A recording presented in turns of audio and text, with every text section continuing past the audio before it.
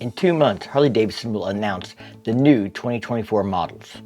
People have been asking me for weeks if I have any ideas, heard any rumors, have any more leaks related to the 2024 models. So today, we're going to get into what I know and what my predictions are. Now, I just did a video on the color sheet for 2024. I failed to mention that came from somewhere in the US. So that recent video on the colors for the 2024 models, I'm going to reference that some today. I'll leave a link to that video in the pinned comment down below, as well as at the end of this video. That is US based, so that does not apply to models that are in other markets like the Sport Glide. I'm really not going to talk about them today because I have no idea what's going to go on in these other markets. Let's look at the Revolution Max platform motorcycles first. If you're not familiar with the Revolution Max, it is a V-twin water-cooled design. A lot of people say it's just a new version of the V-Rod engine. Harley Davidson says it's a completely new design, new materials, but it does lend itself to that from performance. Now, recently, Harley Davidson commented in their third quarter earnings report that sales were down, and part of that was due to the retired traditional Sportster.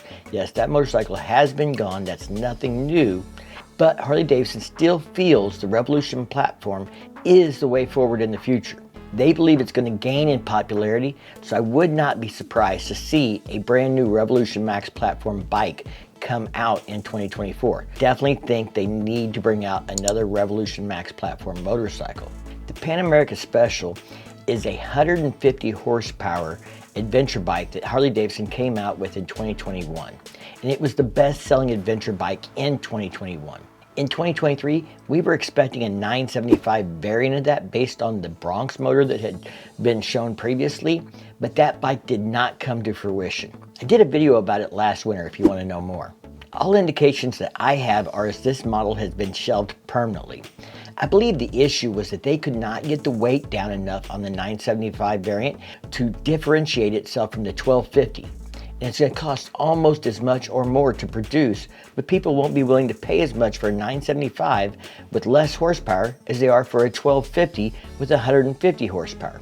So the bike simply didn't make sense if they couldn't get the weight down and cut the cost. I think that's why they shelved that model, and I don't think it's going to be back. At least not unless they can figure out those things. Maybe that'll happen this year. They also had a Pan America base model that didn't come with some of the advanced features and suspension that is adaptable ride height, like the Pan America Special. The base model appears to be cut because it does not show on my color sheet for 2024.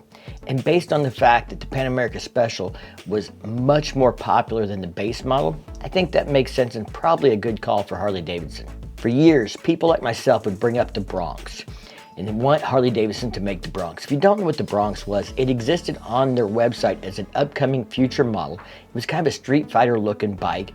And in 2020, when the new CEO came over, all those future models came off the website. Everybody keeps hoping that it'll show up as a release. Maybe that could happen in 2024. I think the problem there in that market for Harley Davidson is value. There are already a ton of popular, well-performing, affordable Street Fighter style motorcycles made by companies who are metric and European brands. It's going to be a lot of competition for Harley to try and compete with, and they don't like to compete on price. Now, Saddlemen has taken a Pan America 1250 Special and turned that into a hooligan bike for the Hooligan Race Series, and that is awesome looking bike. A lot of people would like to see the 1250 platform be converted to a Street Fighter.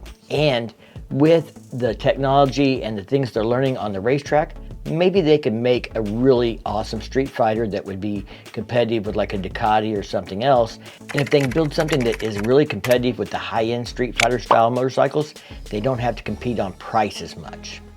Harley Davidson currently has two Nightster models, the 975 and the 975 Special. So the Nightster Special was released in 2023 as an upgrade to the base model that came out in 2022. I've ridden both bikes and the ergonomics on the Special are better. Based on the ergonomics, the better digital display, things like that, I think the Nightster Special is where they're going to put their money at. I don't see any upgrades coming to that, but they may build a bigger version of that with the 1250 engine. Again, I think they definitely need another motorcycle in the sport category if they're going to try and make this category stay around and gain popularity. There was a rumor that the X500 produced in China was going to come to the US, but Harley Davidson has come out and officially said and told me in an official statement that the X Series motorcycles were intended for the Asian market and they will not be released in the United States. Now, there's also a 350 and there's a 440 in India. Who knows what will happen in the future, what other markets those may be in. You know, in 2020, you could still buy an 883 Sportster for under $10,000. In just a few years, the cheapest Harley Davidson in their lineup new is $13,500 before surcharges, freight, or dealer fees if you can get one for MSRP here in the United States. That is an issue. They don't have anything under $13,500 except for used bikes. That has become Harley's entry-level motorcycle, is the used market. Let's move on up to the cruiser lineup. That includes bikes like the Softail Standard, the Street Bob 114, the Fat Bob 114, the Lowrider S, the Lowrider ST, the Fat Boy 114, and the Heritage Classic, and the new for 2023 Breakout 117. We're going to take a quick look at the Softail upgrades that we've seen since 2018 because I honestly think the history is going to help us see how likely some of the rumors are for 2024. In 2018, the Breakout, the Fat Boy, the Fat Bob, and the Heritage got the 114 engine. In 2019, we got the short-lived FXDR 114. In 2020, the Lowrider S got the 114. In 2021, after the new CEO had taken over Harley Davidson, they cut the Breakout, the Deluxe, the FXDR, the base Lowrider, which was not nearly as popular as the Lowrider S. In 2021, the Street Bob finally got the 114. In 2022, Harley Davidson started putting in 117s, including in the Lowrider S and the Lowrider ST. In 2023, they came out with the Breakout with the 117 and a larger tank, which seems to have been a big hit this year. I think it's safe to expect another model getting a 117 upgrade.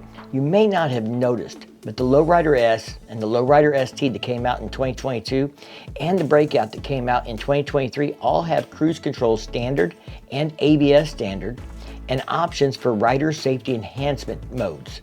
So these are like traction control in the corners, things like that. This is something that Europe is pushing really hard, so Harley needs to have this on bikes they want to sell in Europe, and they're offering it on an option on all three of those bikes that they've redone in the last 2 years. So I think it's pretty safe to expect that we're going to get a bike with a 117 that didn't previously have it. It's going to get cruise control standard and ABS standard, and it's going to have the rider safety enhancements as an option here in the US. So which bike would that be if it was you? Let's talk about that. Models left with the 114 include the Street Bob, the Heritage Classic, the Fat Boy, and the Fat Bob. I did not forget the Softail Standard, but it only has a 107 currently. If they upgrade that, that's going to come to a 114. That way they can keep that as the base, most affordable model in the cruiser family. Now the Fat Bob was not listed on the 2024 color sheet. That means either it's going to get a significant upgrade or it's been cut from the lineup. Now I hear it's a kind of a soft seller for the dealers. It didn't do great. I'm personally not a big fan of the Fat Bob, so I think it's going to get cut this year. Maybe it'll come back in a year or two after it gets reworked, kind of like they did with the Breakout, but I do not expect to see the Fat Bob get an upgrade or stay in the lineup for 2024. If we take the Fat Bob out, that leaves us with the Heritage, the Street Bob, and the Fat Boy. Now, I think the performance thing on the 117 just doesn't make the Heritage the first choice. I think they're more likely to do the Fat Boy or the Street Bob for a 117. The Heritage will stay at a 114 is my prediction. They're going to continue to offer that, I think, with chrome and black trim. If you only have the Fat Boy and the Street Bob left, which one would you pick? I mean, the Fat Boy is a very popular model, but it's 34 years old. Next year will be its 35th anniversary, and Harley in the past has done special anniversary editions for the Fat Boy. If you do a 117 on it this year, you can't really do a motor upgrade next year. So I think they're going to wait till next year to do the 117 in the Fat Boy, and it'll be a 35th anniversary edition. That means the Street Bob's getting the 117 this year. That's my guess, and it's going to get cruise control, ABS, and rider modes as an option at least. So there's my prediction on what's going on with the cruiser family. And the Fat Bob, like I said earlier, is gone. All right, we haven't talked about the touring models yet. According to the color sheet that I got leaked to me, all of the touring models from 2023 are carried over to 2024.